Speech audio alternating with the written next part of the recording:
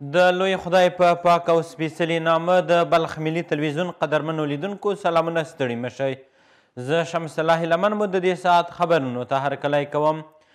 د بلخ ولایت مقام مرستیال مولوي نورالهادي ابو ادریس په شمال زون کې د ملګرو ملتونو د بشري مرستو د همغږۍ د دفتر له مشر او د همکارو بنسټونو له مسؤلینو سره وکتل. په دغې کتنه کې راستنېدونکو افغان کډوالو او د دې ولایت د لرې پرتو سیمو اوسیدونکو ته د مرستو رسولو پر بهیر خبرې اترې وشوې. په شمال زون کې د ملګرو ملتونو د بشردوستانه مرستو د همغږۍ رئیس د خپلو کارونو او فعالیتونو په اړه معلومات وړاندې کړل او زیاته یې کړه چې په وروستیو کلونو کې 1.4 میلیونه وګړو ته د خوړو خوندیتوب، روغتیا، پاکو اوبو، تغذیه، تعلیم، حقوقي ملاتړ، د بیړنیو سرپناهونو جوړولو په برخو کې خدمتونه وړاندې کړي دي. نوموړي زیاته کړه چې دغه دفتر د خپلو ژمنیو مرستو 90 سلنه یې له پاکستان او ایران څخه راستنېدونکو افغان کډوالو ته ځانګړي کړي دي. ورپسې د بلخ مرستیال والي مولوي نورالهادي ابو ادریس د یادو مسؤلینو څخه د شمال زون خلکو ته د خدمتونو د وړاندې کولو له امله قدرداني وکړه او زیاته یې کړه چې د اسلامي امارت رهبري او مسؤلین د ټولو هغو ادارو ملاتړ کوي چې په افغانستان کې فعالیت او مرسته کوي. همدارنګه ښاغلي ابو ادریس په شمال زون کې د اوچا دفتر له رئیس څخه وغوښتل چې د خلکو اړتیاوې د خپل پلان په لومړیتوبونو کې ځای کړي او هغه اوږدمهاله پروژې پلي کړي چې د ټولنې لپاره ګټورې دي. ښاغلي ابو ادریس همدارا زیاته کړه چې د بلخ ولایت د لرو پرتو ولسوالیو لکه کشنده، زارۍ، چمتال، کلدار، شورتیپې او چهاربولک خلک د څښاک د اوبو، روغتیا، پوهنې، پل او پلچک جوړولو په برخو کې له ګڼو ستونزو سره لاس او ګریوان دي او له دوی وغوښتل چې د اسلامي امارت تر څنګ دي د یادو سیمو د ستونزو د حل او ملاتړ په موخه ګوټلي ګامونه پورته کړي. په پای کې یو شمېر مسؤلینو د راتلونکي کال پلانونه روښانه کړل او په اړه یې پریکړې ونیول شوې. د بلخ ولایت د تخنیکي او مسلکي زده کړو امریت د نفتو او ګازو انسټیټوت څخه په 49مه دوره کې 80 تنه له بېلابېلو علمي او نظري زده کړو له بشپړولو وروسته فارغ شول.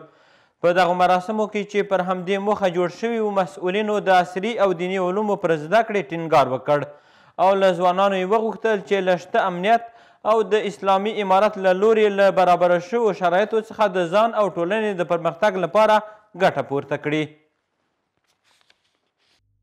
د بلخ د تخنیکي او مسلکي زده کړو امریت یو له مهمو ښوونیزو مرکزونو څخه دی چې هر کال پکې سلګونه کسان علمي او عملي زده کړې ترلاسه کوي او د کار ډګر ته وړاندې کیږي چې په دغې دوره کې د یاد امریت د نفتو او ګازو له انسټیټوت څخه 80 تنه فارغ شوي دي. د امارت اسلامی پر راتګ باندې په دې 2 کلو کې ډېرې لاسته راوړنې لري. په 20 کلو کې دته دومره خدمات نه وو شوي لکه الحمدلله په دې 2 کلو کې چې څومره خدمات شوي. 49مین دور فراغت فارغان انستیتوت نفت و گاز بلخ است که در اینجا حدود 60 تن از جوانان ما سند فراغت به دست میارند که شامل رشته های نفت و گاز، جیولوژی معدن، انجینری برق، انجینری ساختمان می باشه. په ورته وخت کې یو شمېر مسؤلینو د ځوانانو لخوا د ټولنې د اړتیا وړ ټولو علومو په زده کړو ترلاسه کولو ټینګار وکړ. همداراز د اسلامي امارت له لورې رامنځته شوي فرصتونه د هیواد د ځوانانو د ودې لپاره یو ښه ګام یاد کړ او له ټولو یې وغوښتل چې په خپلو زده کړو سره افغانستان د نړۍ په کچه یو په ځان بسیا او پرمختللی هیواد جوړ کړي. امروز هیچ مانعی و چالشی برای عمران و آبادی وطن، برای کسب آموزش، برای تعلیم، برای تحصیل، برای تربیت، برای رشد همه ابعاد وطن هیچ مانعی و مشکلی وجود ندارد. دروازه علم، دروازه های تحصیل بروی ما باز است. کوشش کنیم که خود به مو منهج برسانیم. از هر بخشی که فارغ میشه ما باید مسلکی فارغ شویم. قسمی که از نامش هویداست مسلکی و تکنیکی، ما امروز در شخصیت ها و در جوانان تخصصی و مسلکی سخت ضرورت داریم ولو که در هر بخشی که باشه. له بلې خوا فارغ شوي ځوانان موجوده امنیت او شرایط د ځوانانو د ودې او پرمختګ لپاره یو غوره فرصت بولي او د اسلامي امارت له مسؤلینو غواړي چې د دوی لپاره د کار زمینه برابره کړي.